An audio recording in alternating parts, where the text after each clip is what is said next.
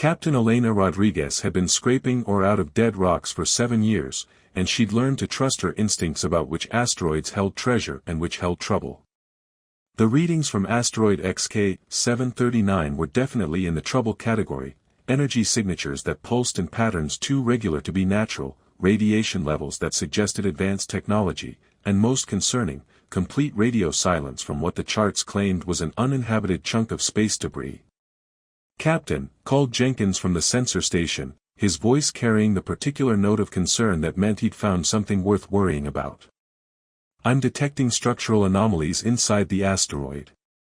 Looks like artificial construction, maybe a research facility or mining operation." Elena studied the readings on her command console, noting the energy patterns that suggested active power systems buried deep within the asteroid's core. The rust bucket wasn't much to look at. A converted mining vessel held together by determination and creative welding, but her sensors were military-grade surplus that could detect a whisper in a hurricane. Any identification signals? Distress beacons? Signs of life? Negative on communications, but I'm reading atmospheric pockets and what might be life support systems running on emergency power. Whatever's in there, it's been quiet for at least 3 days. Elena's crew consisted of 5 other misfits who'd ended up working the asteroid belt because regular society hadn't worked out for them. Martinez was a former military engineer who'd been discharged for creative interpretations of regulations. Chen was a geologist with a gambling problem that kept her out of corporate mining jobs. Torres handled communications and had a gift for languages that made him invaluable for dealing with alien traders. Rodriguez, no relation, ran the engines and could make any piece of machinery work longer than it had any right to.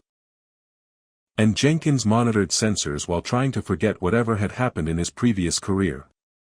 They were good people who'd made questionable choices or had questionable choices made for them, and Elena trusted them with her life on a daily basis. Could be salvage, Martinez suggested. Corporate facility that got abandoned during the trade war. Could be a trap, Torres added pessimistically. Raiders sometimes set up false signals to lure in salvage crews. Elena considered both possibilities while studying the sensor readings.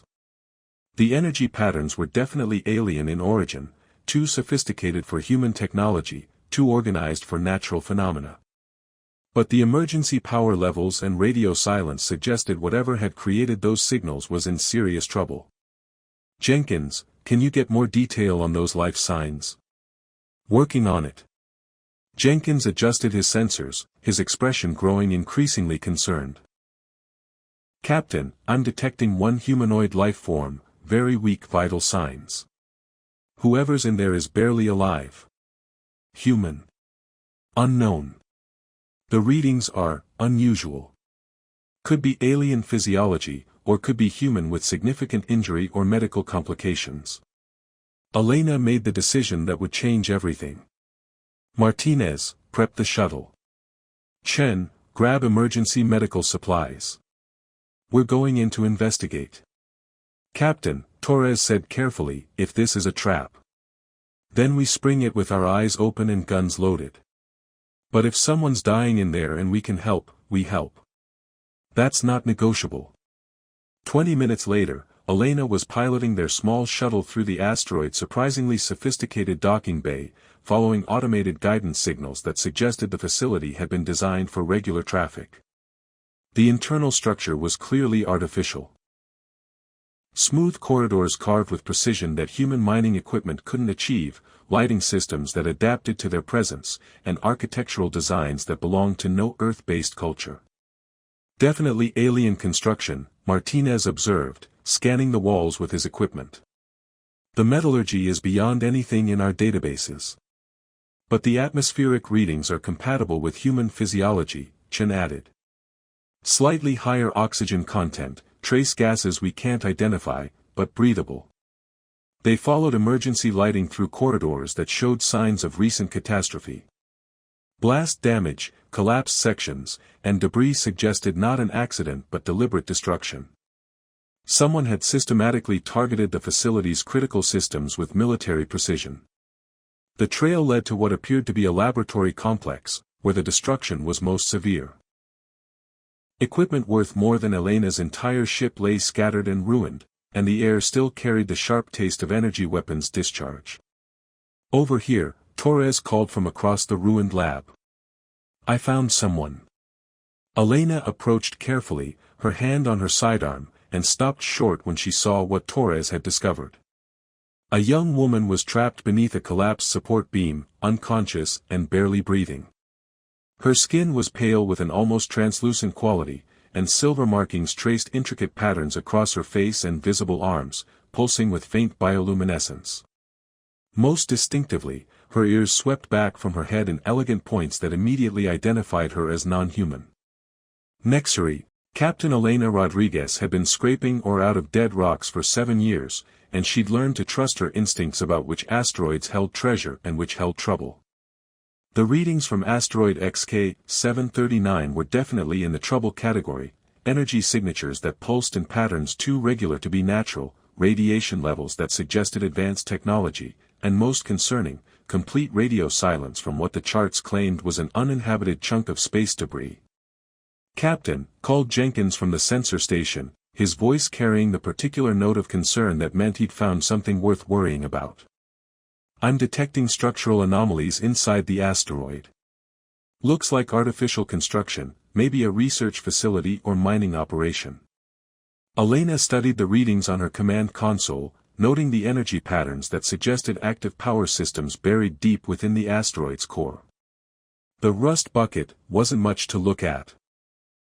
A converted mining vessel held together by determination and creative welding, but her sensors were military-grade surplus that could detect a whisper in a hurricane. "Any identification signals? Distress beacons?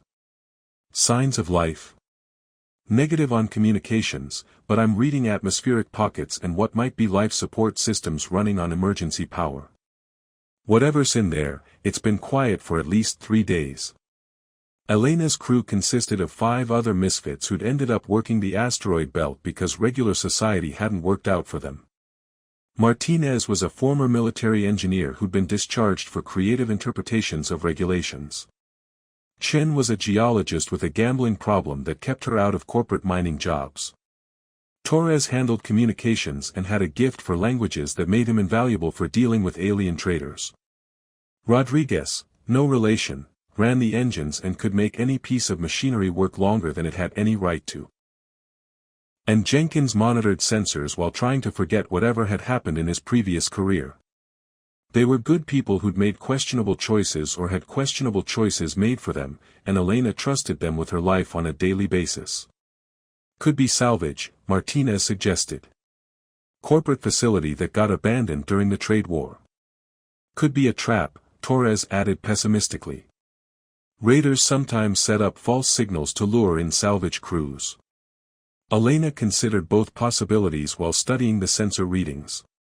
The energy patterns were definitely alien in origin, too sophisticated for human technology, too organized for natural phenomena. But the emergency power levels and radio silence suggested whatever had created those signals was in serious trouble.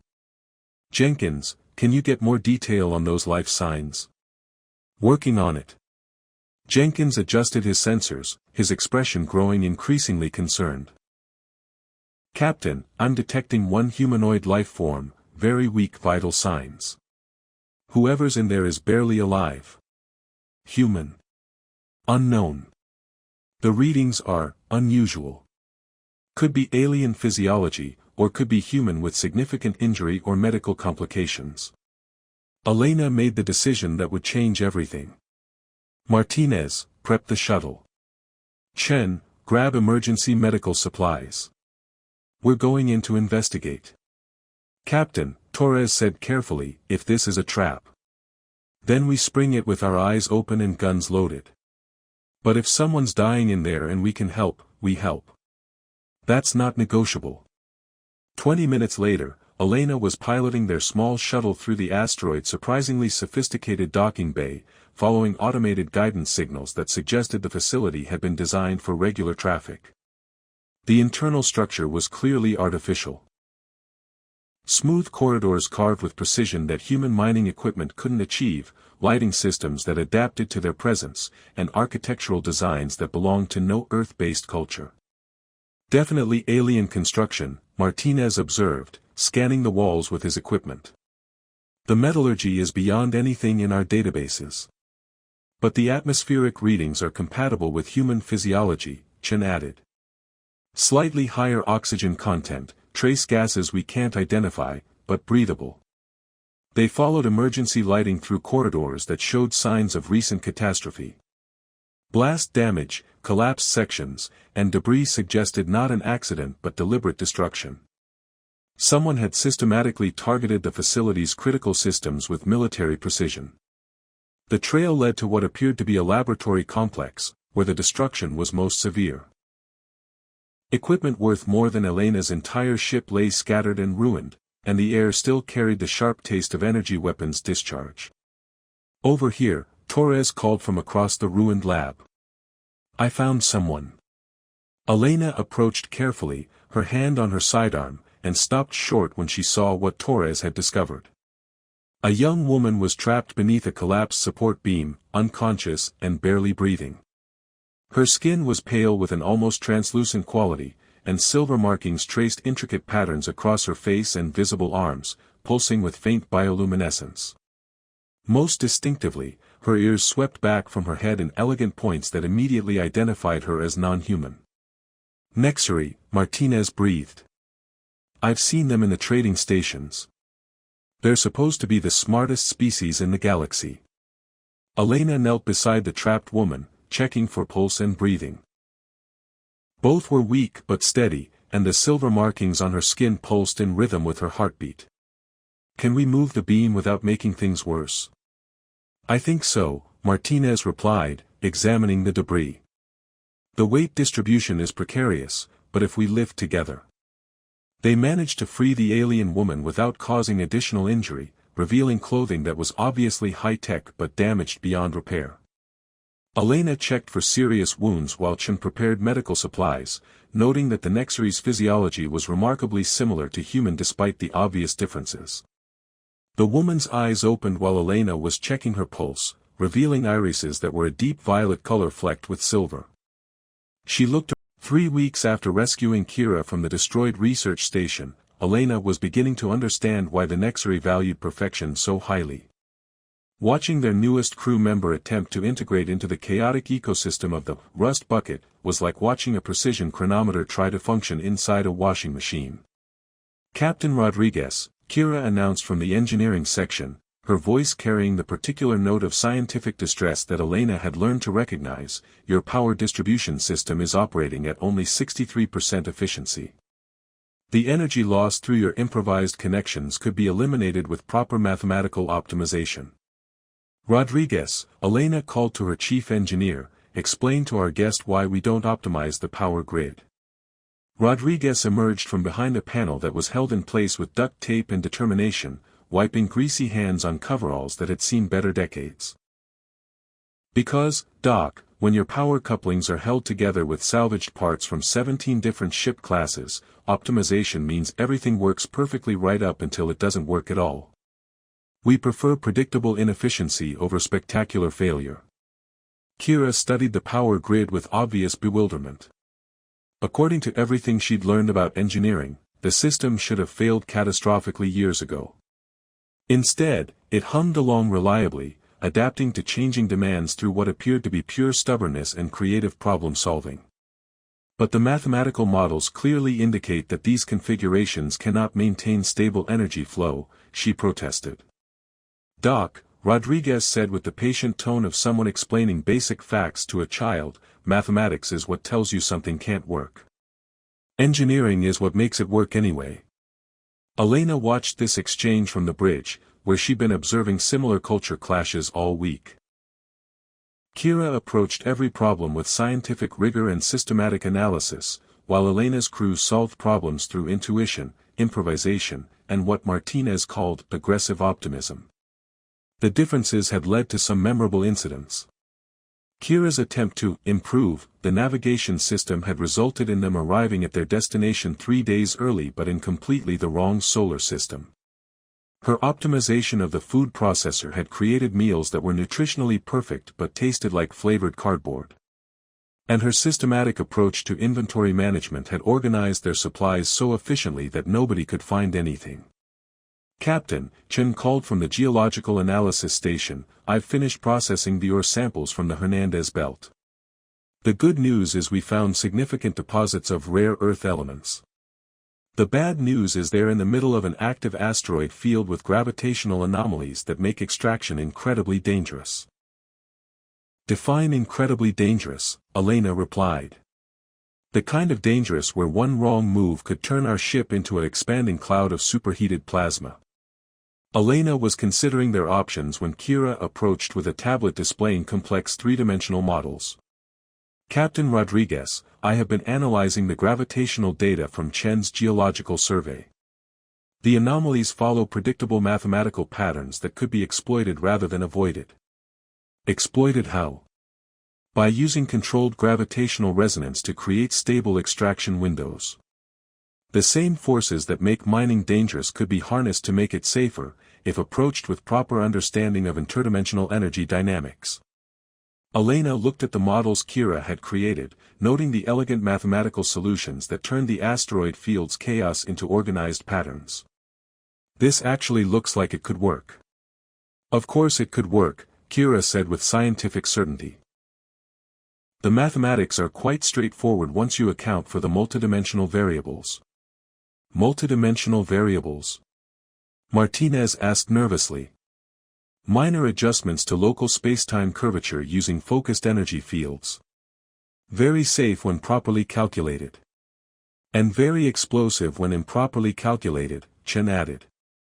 Elena made a command decision that would prove more significant than she realized. "We try it. But we do it the human way, careful, with multiple backup plans, and ready to run if things go wrong."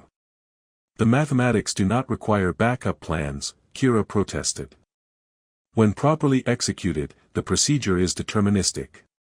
When properly executed by necessary scientists with necessary equipment in controlled laboratory conditions," Elena corrected. "We're humans with jury-rigged mining equipment operating in an active asteroid field. We believe in backup plans." The mining operation that followed showcased everything that made human-necessary cooperation both promising and terrifying. Kira's mathematical models were flawless, predicting gravitational fluctuations with precision that allowed them to position the rust bucket in stable pockets of spacetime. But Elena's crew added layers of safety protocols, redundant systems, and contingency plans that turned Kira's elegant equations into messy, chaotic, and absolutely reliable engineering. "This is completely unnecessary," Kira observed as Martinez installed what appeared to be emergency stabilizers made from salvaged thruster components. "The gravitational resonance calculations account for all possible variables." "All possible variables that we know about," Elena corrected. "Human engineering is based on the assumption that there's always something we don't know about, and it's probably dangerous. But such approaches introduce unpredictable elements that could destabilize the entire operation. Or save our lives when your perfect calculations encounter something that wasn't in the mathematical models." Kira was about to respond when the proximity alarm started screaming. Through the bridge viewports, they could see 3 ships approaching at high speed, sleek, predatory vessels that moved with the kind of precision that suggested advanced technology and hostile intent. "Pirates," Torres announced from the communications station. "They're broadcasting demands for immediate surrender and cargo transfer." Elena felt her heart sink as she recognized the tactical situation. The pirates had caught them in the middle of the mining operation, when the rust bucket was locked in gravitational resonance with the asteroid field and couldn't maneuver without risking catastrophic spatial distortions. "Can we break the resonance pattern and run?" she asked. "Not without 30 minutes to safely disengage the gravitational locks," Martinez replied. "And those ships will be in weapon range in 5 minutes." Kira studied the tactical display with the intense focus she applied to all problems. Captain Rodriguez, your weapons systems are inadequate for direct confrontation with these vessels. Tell me something I don't know. However, the gravitational anomalies we have been exploiting for mining could be weaponized using your existing equipment and my knowledge of interdimensional energy manipulation. Elena looked at her with sudden interest. Weaponized how?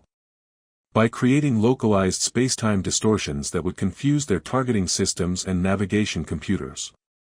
Your mining equipment is already generating the necessary energy fields, it would simply require redirecting them through modified focal arrays. Modified with what? Salvaged components, improvised connections, and what Rodriguez calls aggressive optimism. The next 20 minutes became a masterclass in human-alien cooperation under pressure. Kira provided the theoretical framework for turning mining lasers into gravity weapons, while Elena's crew provided the practical knowledge of how to modify their equipment without blowing up their own ship.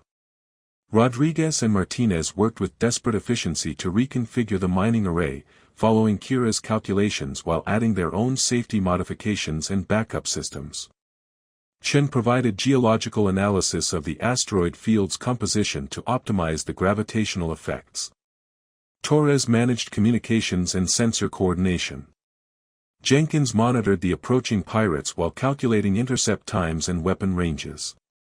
"This is insane," Martinez muttered as he connected salvaged power couplings to equipment that was never designed to channel interdimensional energy. "We're turning a mining ship into a gravity cannon using spare parts and alien math." "It's working, though," Rodriguez added, monitoring the power flow through improvised systems that somehow maintain stability despite violating several laws of physics. "The energy readings are holding steady." When the pirates entered weapon range, expecting to find a helpless mining crew, they encountered something that no tactical computer in the galaxy was programmed to handle. The Rust Bucket opened fire with weapons that bent spacetime around them, creating gravitational anomalies that sent the pirates' targeting systems into chaos while generating escape routes through folded space that allowed the mining ship to maneuver despite the asteroid field's constraints. "Impossible," one of the pirate captains transmitted as his ship's navigation computer tried to make sense of sensor readings that suggested their target was simultaneously in 3 different locations. "What kind of weapon is that?" "Human ingenuity combined with alien science," Elena replied cheerfully. "Now get the hell away from our mining operation before we demonstrate what else we can do with gravity and spare parts." The pirates withdrew, their ships limping away through space that no longer followed predictable patterns, while the Rust Bucket continued its mining operations as if interdimensional warfare was just another Tuesday in the asteroid belt. Later, as they processed the ore they'd extracted and counted the profits from their successful operation, Elena found Kira in the engineering section, studying the modifications they'd made to the mining equipment. "Captain Rodriguez," Kira said thoughtfully, "I believe I am beginning to understand why humans have achieved spaceflight despite your apparent disregard for proper mathematical optimization." "And why is that?" "Because you do not view mathematics as limitations to be observed, but as suggestions to be improved upon. Your crew took my theoretical framework and made it better by adding elements that no Nexary scientist would consider: redundancy, adaptability, and preparation for unknown variables." Elena smiled at the wonder in Kira's voice. "We call it the human factor. The belief that any system can be improved by adding more chaos, creativity, and stubbornness. It is completely illogical," Kira observed. "And remarkably effective. Welcome to humanity, document. We specialize in making impossible things work through sheer determination and creative problem solving." Outside, space continued to function according to the laws of physics, but inside the Rust Bucket, Elena's crew was learning that some of those laws were more like guidelines anyway, especially when humans and aliens worked together to rewrite the rules. Elena woke to the sound of emergency alarms and the particular vibration that meant the Rust Bucket was running silent, engines at minimum power, all non-essential systems offline, and the entire crew moving with the careful quiet of people trying not to be found. "Captain," Jenkins whispered as she reached the bridge, "we've got company." 3 Nexary enforcement vessels, running systematic search patterns through the asteroid belt. They've been at it for 6 hours. Elena studied the sensor displays, noting the methodical precision with which the alien ships were scanning every rock, debris field, and hiding spot within 100,000 kilometers. This wasn't a casual patrol, it was a manhunt. Any indication they've detected us? Negative, but they're getting closer. At current search pace, they'll reach our position in approximately 4 hours. Where's Kira? Engineering section, working with Rodriguez on some kind of shielding modification.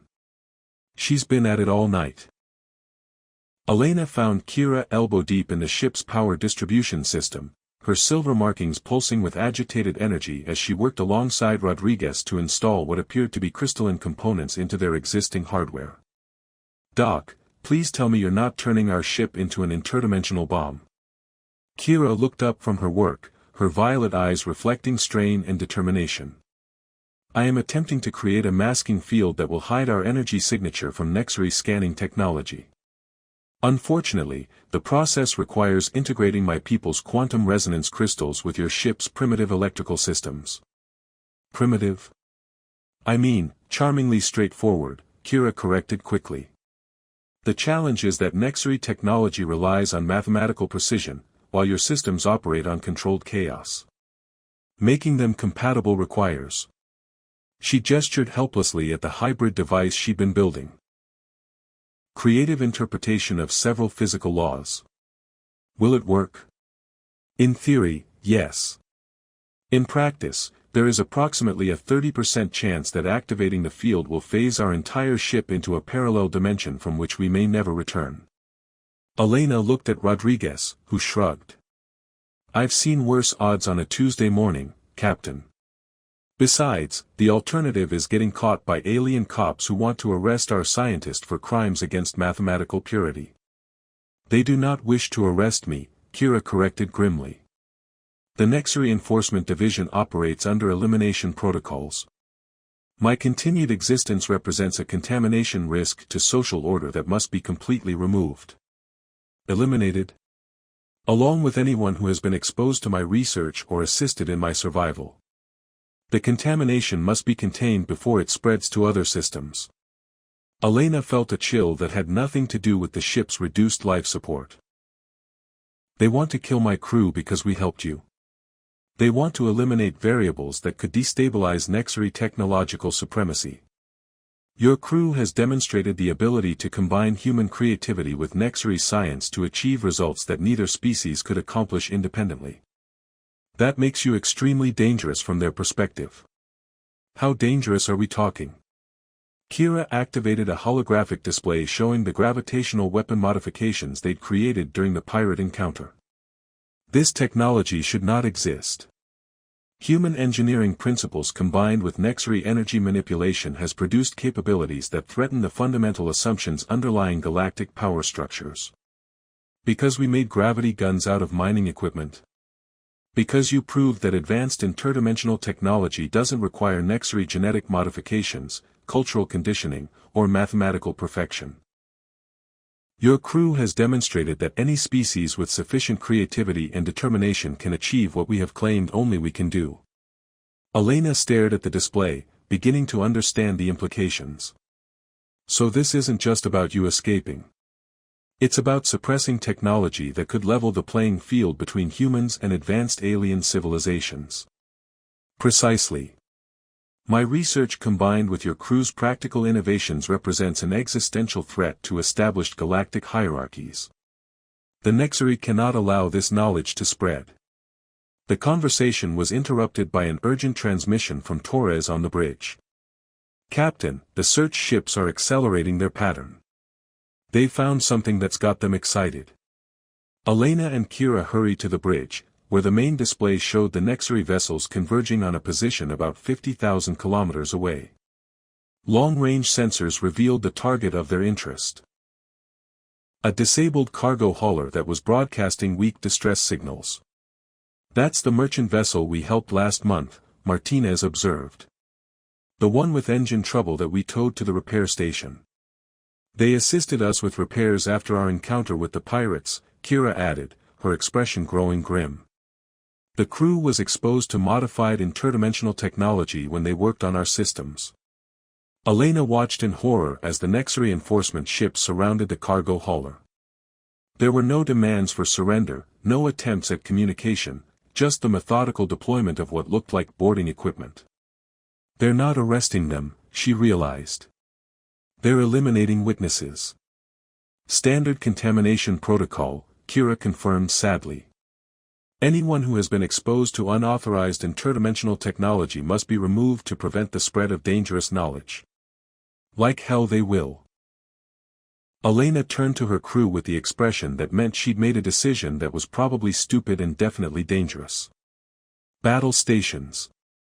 We're going to save those people. Captain, Jenkins protested, those are military enforcement vessels. We're a mining ship with jury-rigged weapons. We're a mining ship with gravity guns and the most brilliant interdimensional scientist in the galaxy, Elena corrected. Plus we're humans, which means we specialize in winning fights we have no business starting. Elena, Kira said softly, you cannot save them. The next reinforcement ships are too advanced, too numerous. You will only succeed in adding your crew to the elimination list. Maybe. But we're not going to sit here and watch innocent people die because they helped us. Elena looked around the bridge at her crew, misfits and outcasts who'd found purpose in the asteroid belt, people who understood what it meant to be written off by society. Any objections to taking on impossible odds to save people who don't deserve what's about to happen to them? Just one, Martinez said, checking his weapon systems. Can we make sure the gravity guns are properly calibrated? I'd hate to accidentally fold spacetime while we're still inside it. The Rust Bucket dropped stealth and accelerated toward the next reinforcement ships with all the tactical subtlety of an angry asteroid. Elena's crew had learned that when facing superior technology and training, the best strategy was to do something so completely unexpected that the enemy's tactical computers couldn't process it. Kira, what's the maximum range on our gravitational distortion weapons? Approximately 50,000 meters with current power levels. But Captain, you should know that using the interdimensional modifications at full power will broadcast our location to every Nexary monitoring station in the sector. Let them come. Maybe it's time the galaxy learned that humans don't abandon their friends just because the odds are bad. The battle that followed would later be studied by military academicians as an example of how unpredictable tactics could overcome technological superiority. The next reinforcement ships, designed to handle conventional weapons and standard space combat, found themselves facing gravitational anomalies that turned space itself into a weapon. Elena's crew used their mining experience to create tactical advantages, hiding in asteroid fields while using gravity weapons to redirect space debris into improvised missiles. They exploited the chaotic environment of the asteroid belt, using gravitational distortions to create cover and concealment while preventing the Nexary ships from using their superior speed and maneuverability. This is impossible, one of the Nexary commanders transmitted on an open channel. These weapons configurations do not exist in any tactical database. They do now, Elena replied cheerfully, using a focused gravity pulse to send an asteroid spinning into the enforcement ship's path. Welcome to human military doctrine. If it's stupid but it works, it's not stupid. The turning point came when Kira made a decision that surprised everyone, including herself. Instead of hiding her capabilities, she began actively coordinating the gravity weapons, using her knowledge of Nexary technology to exploit weaknesses in their systems that no human tactician would have known existed. Their shields operate on harmonic resonance frequencies, she announced, her fingers flying over the modified control systems. If we can match their resonance patterns and then create interference. The result was spectacular. The next reinforcement ships found their shields fluctuating wildly as human-generated gravity weapons interfered with their energy systems in ways that their engineers had never anticipated. Systems designed for mathematical precision began failing when exposed to the creative chaos of human tactical thinking.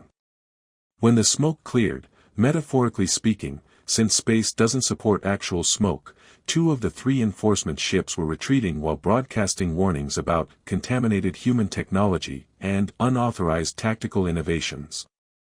The third ship was disabled but intact, its crew unharmed but their advanced systems completely disrupted by gravitational anomalies that would take weeks to repair. The cargo hauler they'd saved was damaged but intact, her crew grateful but bewildered by the rescue that had come from nowhere. "Captain Rodriguez," the cargo hauler's captain transmitted, "I don't know how you did that, but thank you. Those alien ships were about to, well, we thought they were going to arrest us, but they weren't acting like any police force I've ever seen." "They weren't police," Elena replied grimly. "They were cleanup crew, eliminating evidence of technology that their government doesn't want spreading through the galaxy." After the rescued ship had jumped to safety and the rust bucket had retreated to a hidden position deep in the asteroid field, Elena found Kira in the observation deck, staring out at the stars with an expression of profound sadness.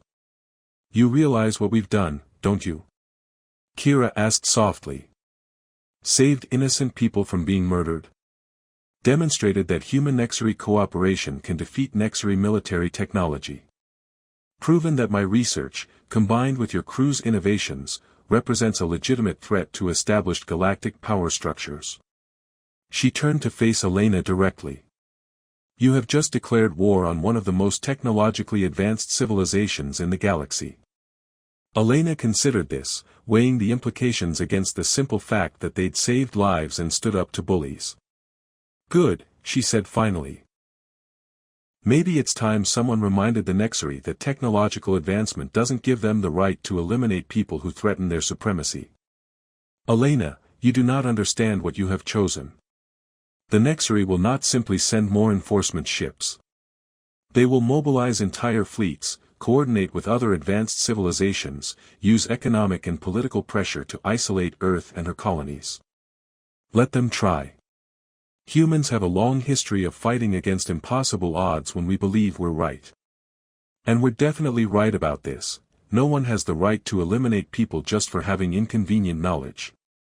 Kira studied Elena's determined expression and realized she was seeing something that no Nexary social scientist had ever properly understood about human psychology. "You are not afraid," she observed. "I'm terrified," Elena corrected. "But fear doesn't change what's right, and it doesn't change what we're going to do about it." Outside the observation deck, the asteroid belt continued its eternal dance around the sun, while somewhere in the darkness, other ships were receiving new orders and calculating jump coordinates to Earth's solar system. Elena Rodriguez, captain of a converted mining vessel held together with determination and duct tape, had just set in motion events that would determine whether the galaxy's future would be shaped by those who demanded conformity or those who celebrated the courage to be different. Elena had always imagined that when humanity finally faced an existential threat from advanced alien civilizations, it would involve massive space battles and heroic last stands. She hadn't expected it to involve her converted mining ship hiding in an asteroid field while jury-rigging interdimensional weapons from salvaged parts and sheer bloody-minded determination. "Captain," Torres reported from the communications station, "I'm detecting at least 12 ships on long-range sensors, all moving in coordinated search patterns. Nexary enforcement vessels, plus what looks like support ships from 3 other civilizations." "They brought friends to the party," Martinez observed grimly. "Not friends," Kira corrected from her position at the modified weapons console. "The Nexary have convinced other advanced species that human-Nexary technological cooperation represents a threat to galactic stability. They are framing this as a peacekeeping operation to contain dangerous contamination." Elena studied the tactical display, noting how the alien ships had positioned themselves to cut off all escape routes from the asteroid belt. "Professional, methodical, and absolutely lethal. How long before they find us?" "At current search pace, approximately 90 minutes, Jenkins replied. "They're being thorough this time, scanning every asteroid, every debris field, every possible hiding place." "Then we don't hide," Elena decided. "Kira, can you get a communications signal out to every ship, station, and settlement within 50 light-years?" "Yes, but doing so will immediately reveal our location to the enforcement fleet. That's the idea. If we're going to make a stand, we're going to make it count." Elena activated the ship's general communications system. This is Captain Elena Rodriguez of the mining vessel, Rust Bucket, broadcasting to anyone who can hear this signal. We are about to be attacked by a Nexus enforcement fleet, not because we've committed any crime, but because we've proven that their technological supremacy isn't as absolute as they want everyone to believe. Kira was working frantically at her console, simultaneously broadcasting Elena's message and preparing their defenses. Elena, what are you doing? Something completely insane that might actually work. Keep transmitting. Elena continued her broadcast. 3 months ago, we rescued a Nexus scientist named Kira Voidheart, who had been exiled by her people for developing technology that could democratize interdimensional travel. Instead of keeping her discoveries secret, we've been sharing them, proving that any species with creativity and determination can achieve what the Nexus claim only they can do. On the long-range sensors, the enforcement fleet was beginning to converge on their location, moving with the cold precision of a military operation designed to eliminate problems permanently. The Nexus are here to eliminate us and anyone who's been exposed to this technology, because they know that once it spreads, their position as the galaxy's technological overlords becomes impossible to maintain. Elena's voice carried across space to mining stations, trading posts, and independent ships throughout the region. They're not just coming for us, they're coming for the idea that ordinary people can achieve extraordinary things if they're willing to try. Captain, Torres interrupted, I'm getting responses to the broadcast.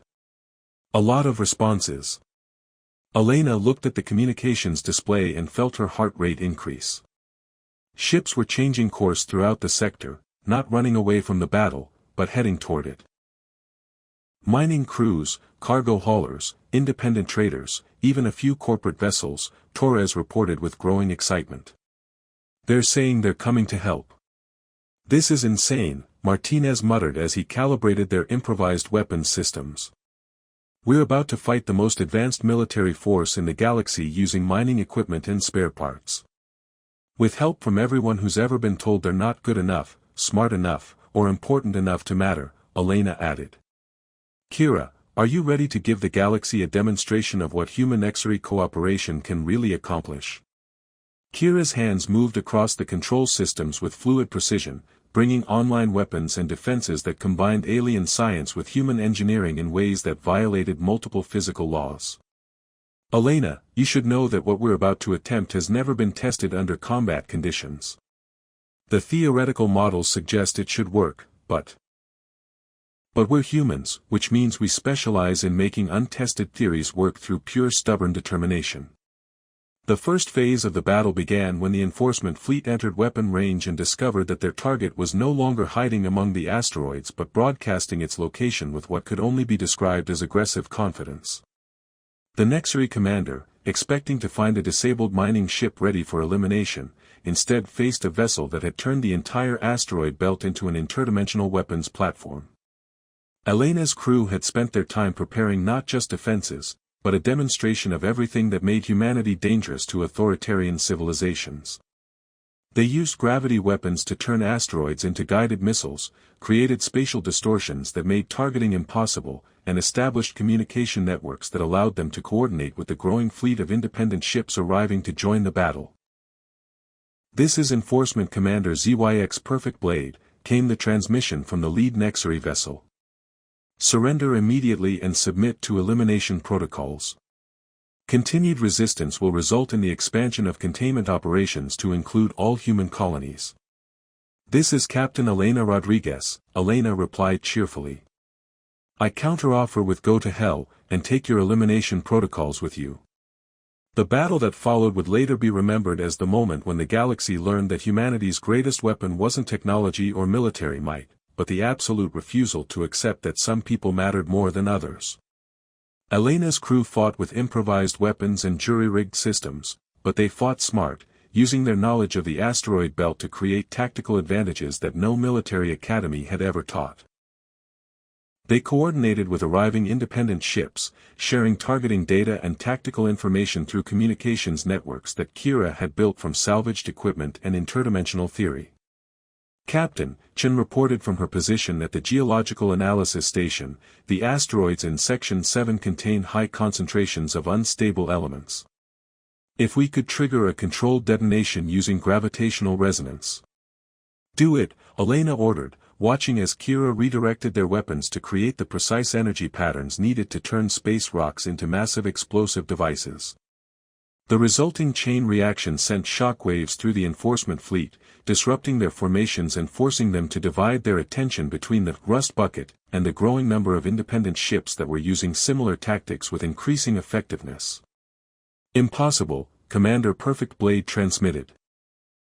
These tactical innovations do not exist in any strategic database. They do now, replied the captain of a cargo hauler that was using modified shipping containers as projectile weapons. Welcome to human military doctrine. If you can think it, you can probably kill someone with it. But the real turning point came when Kira made the decision that would change everything. Instead of simply defending against the Nexari attack, she began broadcasting her complete research data on all available frequencies, sharing her interdimensional technology with every ship, station, and settlement that could receive the transmission. Kira, what are you doing? Elena asked. Ensuring that this knowledge can never be suppressed again, Kira replied, her fingers flying over the communications controls. If they want to eliminate everyone who has been exposed to this technology, they will have to eliminate half the galaxy. The effect was immediate and transformative. Ships throughout the sector began implementing Kira's modifications, turning cargo haulers into interdimensional fighters and mining equipment into weapons of unprecedented capability. The enforcement fleet found themselves facing not a single rebel ship, but an entire region of space that had suddenly acquired the ability to fight back with their own advanced technology. This is unacceptable, Commander Perfect Blade broadcast. The contamination has spread beyond containment parameters. All vessels will withdraw to minimum safe distance while we implement sector-wide sterilization protocols. Sterilization protocols? Elena asked. They intend to destroy everything, Kira said grimly. Every ship, every station, every settlement in the region. Complete elimination of all contaminated individuals and technology. Elena looked at the tactical display, seeing the enforcement ships beginning to charge what appeared to be weapons of massive destructive capability. Torres, open a channel to every ship in the sector. Channel open, Captain. This is Elena Rodriguez. The Nexari are about to demonstrate exactly why they can't be allowed to continue eliminating people who threaten their idea of perfection. They're preparing to commit genocide rather than accept that their technological monopoly is over. She paused, watching as more ships continued to arrive, not just from the local sector, but from across the galaxy, as word of the battle spread and people made their choice about what kind of future they wanted to live in. But here's the thing about humans, we don't give up. We don't surrender. And we definitely don't let bullies win just because they have bigger weapons. So I'm asking everyone who believes that individuals have the right to choose their own destiny to stand with us. Not because the odds are good, but because the cause is right. The response was overwhelming. Ships from dozens of species began dropping out of hyperspace, creating a fleet of the dispossessed, the independent, and the free that had never existed before in galactic history. Elena, Kira said softly, look what you have done.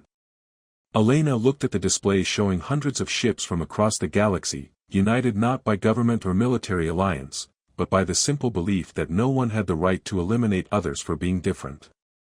We did this together, she corrected.